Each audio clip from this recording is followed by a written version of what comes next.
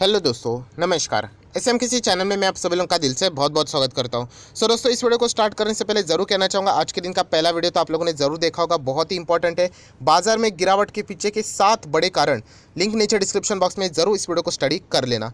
First time visit किया तो ज़रूर चैनल को सब्सक्राइब कर लेना। एंड उसी के साथ साथ एक और चैनल है फ्री स्टॉक मार्केट क्लासेस करके, इस चैनल का लिंक ऊपर आई बटन पे या नीचे डिस्क्रिप्शन बॉक्स में आप लोगों को मिल जाएगा। चलिए दोस्तों, फिलहाल इस वीडियो को स्टार्ट कर लेते हैं।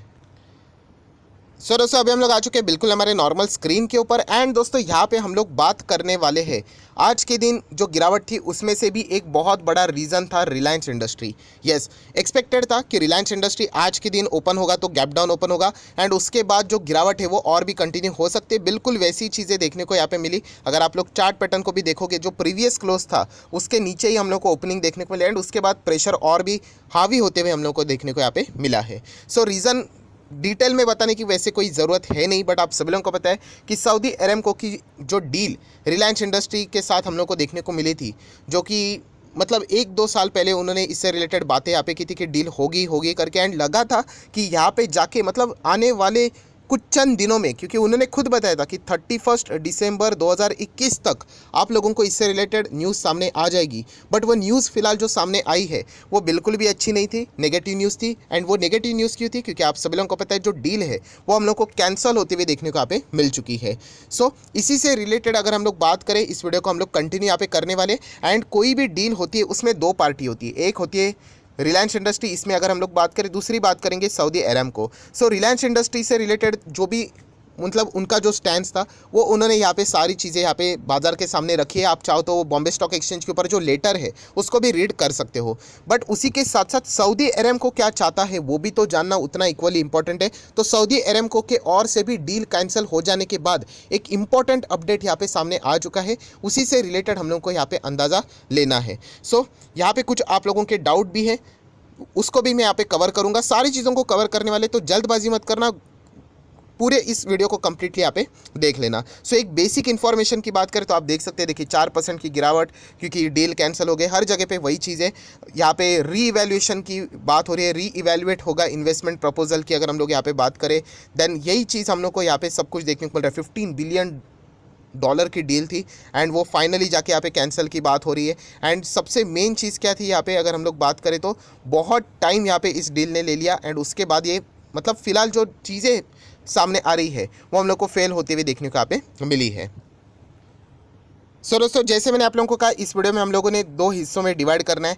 सबसे पहले आप लोगों की कुछ क्वेरीज है उसको हम लोग यहाँ पे देखेंगे एंड सेकंड चीज़ देखेंगे कि सऊदी अरेमको का स्टेटमेंट क्या सामने आया है, क्या वो इंटरेस्टेड है या फिर नहीं है, इससे हम लोगों को एक अंदाज़ा आ जाएगा। सबसे पहले कॉमन जो सवाल यहाँ पे आते हैं, सर यहाँ पे जो रिलायंस इंडस्ट्री की जो डील यहाँ पे कैंसिल हो गई, ठीक है, पहले मतलब कैंसिल हो गए, वो वापस मतलब बैठेंगे, सोचेंगे, टेबल टॉक होगा, वापस होगा या नहीं होगा, इवैल्यूएट किया जाएगा, वापस वैल्यूएशन का कैलकुलेशन होगा।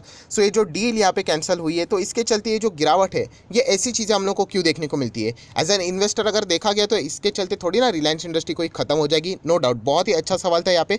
पर दोस्तों, मैं आपको बताना चाहूँगा, देखिए अगर आप स्टॉक मार्केट में हो तो यहाँ पे बहुत बड़े बड़े इवेंट रहते हैं, उसके चलते कुछ लोग पर्टिकुलरली क्या करते हैं, पैसा लगाते हैं। देखिए हर किसी का अपना अपना पैसा है, हर किसी के अपने अपने डिसीजंस होते हैं। कुछ लोगों को लगता है कि पर्टिकुलर चीज़ अगर होगी इस कंपनी के साथ तो उस कंपनी का वैल्यू बढ़ेगा, स्टॉक प्राइस बढ़ेगा, इसीलिए लोग पैसा लगाते हैं, राइट। एंड कुछ लोगों को लगता है कि नहीं, उसमें कोई ज़्यादा दम है नहीं है, तो वो पैसा नहीं लगाते। बताने का मकसद क्या है दोस्तों, कि कभी भी कोई भी पर्टिकुलर खबर सामने आती है तो उस स्टॉक को आगे फ्यूचर में वो कैसा परफॉर्मेंस करेगा उसके हिसाब से पैसा लगाया जाता है। मतलब अगर मैं रिलायंस से हटकर अगर आपको छोटा सा एग्जांपल दे दूं ऐसे ही, तो टाटा मोटर पकड़ लेना, टाटा पावर पकड़ लेना, क्या इन कंपनीज में कोई दम था? अब जाके देख लेना, मेरे पुराने वीडियोस खुद के देख लेना, 2018 के, राइट, 2019 के। मैं खुद बताता था कि इन कंपनीज में निवेश करना मतलब बेवकूफ़ी है। क्यों? टाटा मोटर पावर में बेवकूफ़ी क्यों थी? कंपनी का बिजनेस ही अच्छा नहीं चलता था। बट आज की अगर हम लोग बात करें, यही कंपनी हमारे पोर्टफोलियो में अच्छे रिटर्न्स भी है। क्यों? क्योंकि उन्होंने डिसाइड किया इलेक्ट्रिक व्हीकल में हम लोग जाएंगे, right, green energy, clean energy, फिलहाल की जो रिक्वायरमेंट है उसके साथ हम लोग आगे बिजनेस करेंगे। बताने का मकसद क्या है, जैसे ही ये न्यूज़ सामने आ गई कि इलेक्ट्रिक व्हीकल में ये बिजनेस इंटरेस्टेड है करने के लिए, तो लोगों ने पैसा लगाना शुरू कर दिया। देखा गया तो टाटा मोटर आज भी लॉस में ही है, राइट, बट स्टिल लोग पैसा लगा रहे। क्यों? क्योंकि वो इलेक्ट्रिक व्हीकल के मॉडल को लेके बहुत ज़्यादा सीरियस है। सो यहाँ पे अगर मान के चलो कल टाटा मोटर बोलता है कि नहीं हम लोग इलेक्ट्रिक व्हीकल से रिलेटेड जो काम कर रहे थे ना, वो प्लान हम लोग ड्रॉप कर रहे हैं, नहीं हमें लगता है पेट्रोल इंजन की गाड़ी ठीक रहेगी। अब सोच रहे हो क्या हो सकता है उस स्टॉक में पूरी तरीके से गिरावट होगी। क्यों? क्योंकि मैक्सिमम लोगों ने इंक्लूडिंग मी इस कंपनी में निवेश क्यों किया था? क्योंकि इलेक्ट्रिक व्हीकल का प्लान वो लेके आ रहे थे। नो डाउट मैं रिलायंस इंडस्ट्री के ऊपर जरूर आऊँगा, बट मैं कंसेप्ट आप लोगों को समझा रहा हूँ कि यहाँ पे रिलायंस में भी एक पर्टिकुलर ग्रुप ने इसीलिए, बहुत सारे लोगों ने इसीलिए निवेश किया था क्योंकि उन्होंने ऐलान किया था एनुअल जनरल मीटिंग में कि वो सऊदी अरामको के साथ डील कर रहे हैं। एंड ये डील दोस्तों उनके लिए फ्यूचर में और भी बहुत सारे रास्ते ओपन करने वाले थे, क्योंकि सऊदी अरामको अगर हम लोग देखा जाए तो ऐसी वैसी कंपनी नहीं है। दुनिया की कितनी बड़ी कंपनी कितने रैंक पे आती है आप सभी लोगों को यहाँ पे पता है। एंड ऐसे कंपनी के साथ अगर रिलायंस की डील होने वाली है, वो कंपनी रिलायंस का जो O2C बिजनेस की अगर हम लोग बात करें, राइट, 20% खरीदने में इंटरेस्टेड है, तो ये तो न्यूज़ बहुत ही कमाल की। एंड जैसे ही न्यूज़ सामने आई थी दोस्तों, रिलायंस के स्टॉक में बहुत ज़्यादा इन्वेस्टमेंट देखने को हम लोग को होती हुई देखने को मिली एंड स्टॉक भागा भी था। सोच के देख लेना, जिस न्यूज़ के चलते स्टॉक भागा था, जिस न्यूज़ के चलते ये कैलकुलेट किया जा रहा था कि रिलायंस की वैल्यू अभी बढ़ने वाली है, अगर कल जाके वही न्यूज़ कैंसिल हो गई तो नो डाउट जो लोगों ने पैसा यहाँ पे लगाया था वही तो पैसा वापस निकाल सकते हैं। एंड वही चीज़ आज हम लोग को देखने को मिली है। सो जो आप लोग डाउट पूछ रहे थे सर ऐसा क्यों होता है, तो वो मैंने आप लोगों के सामने यहाँ पे रखा है। बहुत सिंपल है, अगर आपको कोई भी XYZ स्टॉक है, ठीक है, यहाँ पे कल बताया जाता है कि दुनिया की नंबर 1 कंपनी इस कंपनी के साथ पार्टनरशिप करेगी, क्या होगा उस XYZ स्टॉक के साथ?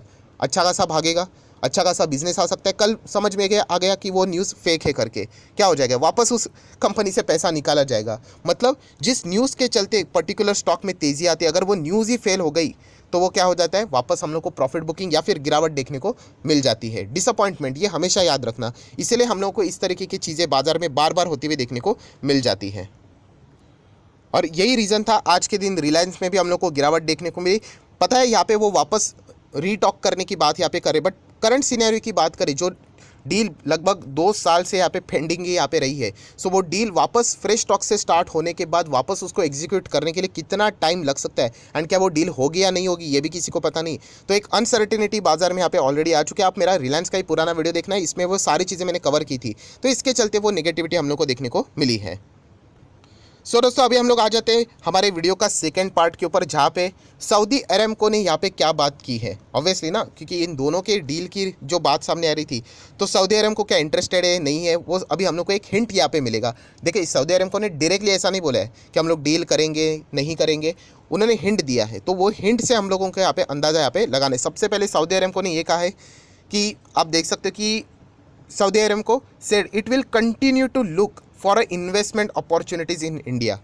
मतलब इंडिया में बहुत सारे अपॉर्चुनिटीज़ हैं एंड वो ऐसे चीज़ें ज़रूर देखने वाले हैं। कब स्टेटमेंट आया?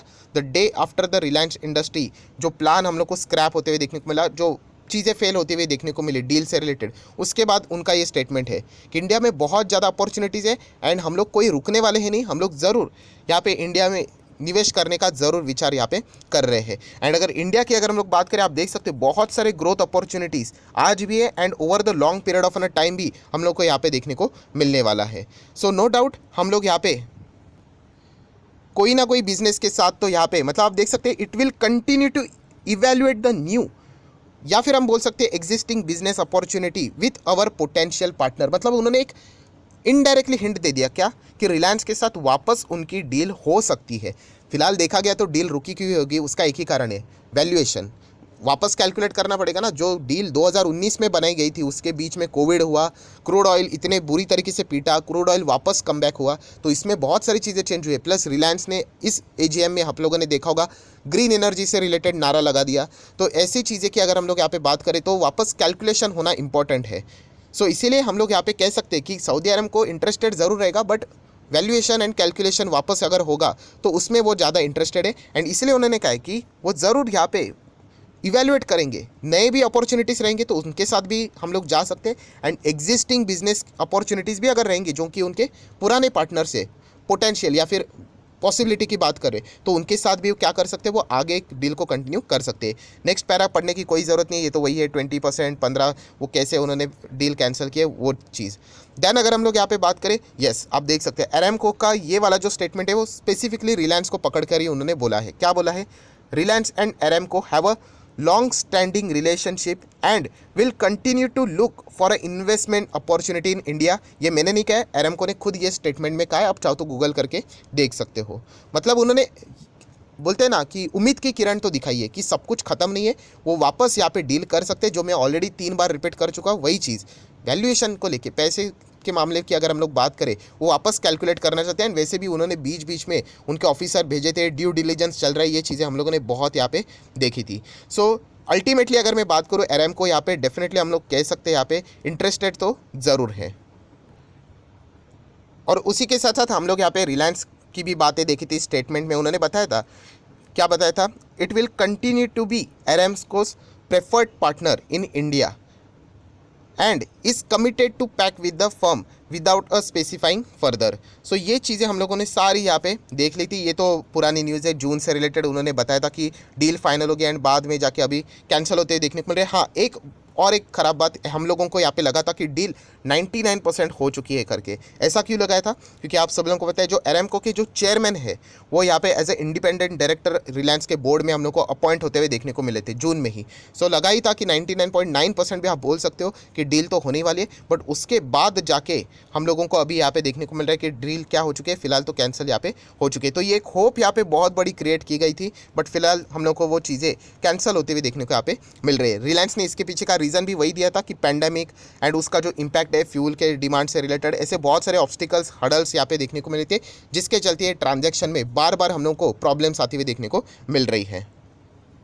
सो दोस्तों, पूरी कहानी अगर हम लोग यहाँ पे देखें तो नो डाउट ये आज के दिन नेगेटिव न्यूज़ थी। एक्सपेक्टेड था कि यहाँ पे गिरावट रहेगा, जो कि वैसे हम लोग को देखने को यहाँ पे मिला है। बट सऊदी अरामको का स्टेटमेंट भी उतना ही इक्वली इंपॉर्टेंट है कि वो रिलायंस में आज भी इंटरेस्टेड है, सिर्फ वैल्यूएशन को लेकर यहाँ पे मसला रहेगा। एंड इसीलिए तो वो वापस यहाँ पे बता रहे, उन्होंने डील वापस कैंसिल करके उन्होंने क्या किया कि वो री इवेल्युएट करेंगे, वापस एक बार कैलकुलेट करेंगे। ये देखिए, आप लोग यहाँ पे देख सकते हैं सारी चीज़ें। आई नो चीज़ें रिपीट होती है, बट सिखाते सिखाते ऐसी चीज़ें रिपीट होना एक नॉर्मल बात रहती है, ठीक है।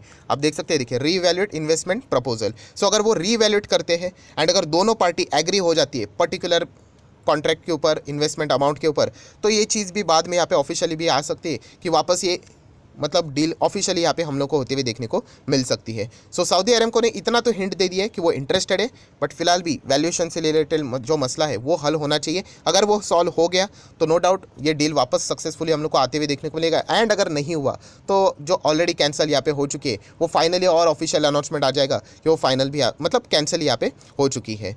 सो आशा करता हूँ यहाँ पे ये वीडियो आप लोगों को पसंद यहाँ पे आया होगा। यस, जाते जाते इतना तो जरूर कहना चाहूँगा, सर अगर मेरे पास रिलायंस इंडस्ट्री है मैं क्या करूँ, मेरे पास भी है पोर्टफोलियो में। जो मैं डिसीजन आप लोगों को बताने वाला हूँ वो मेरा खुद का पर्सनल डिसीजन है। नो डाउट यहाँ पे मैं कंटिन्यू करने वाला हूँ। ये सारी चीज़ें यहाँ पे आती जाती रहती है, चलती रहती है। इसका अर्थ ये नहीं कि ये न्यूज़ नेगेटिव नहीं, बेशक नेगेटिव है, मेरे बोलने से भी कुछ नहीं होता। मार्केट ने खुद यहाँ पे रिएक्शन यहाँ पे दिखा दिया है। बट इतना मैं ज़रूर यहाँ पे कह सकता हूँ, रिलायंस के पास भी बहुत सारे अपॉर्चुनिटीज़ हैं। एंड खास करके इंडियन मार्केट की अगर हम लोग यहाँ पे बात करें तो उसमें ये फिलहाल नंबर 1 कंपनी, तो कोई ना कोई रास्ता तो वो यहाँ पे ज़रूर आइडेंटिफाई कर ही लेंगे। सो यहाँ पे मैं अपनी होल्डिंग को तो यहाँ पे ज़रूर कंटिन्यू करने वाला हूँ। आप चाहो तो अपना खुद का डिसीजन यहाँ पे बदल भी सकते हो। सो आशा करता हूँ आप लोगों को वीडियो पसंद आया होगा, तो चाहो तो इस वीडियो को लाइक एंड शेयर भी कर सकते हो। So that's it, thank you very much दोस्तों। We will be meeting our next video, तब तक के लिए बाय बाय।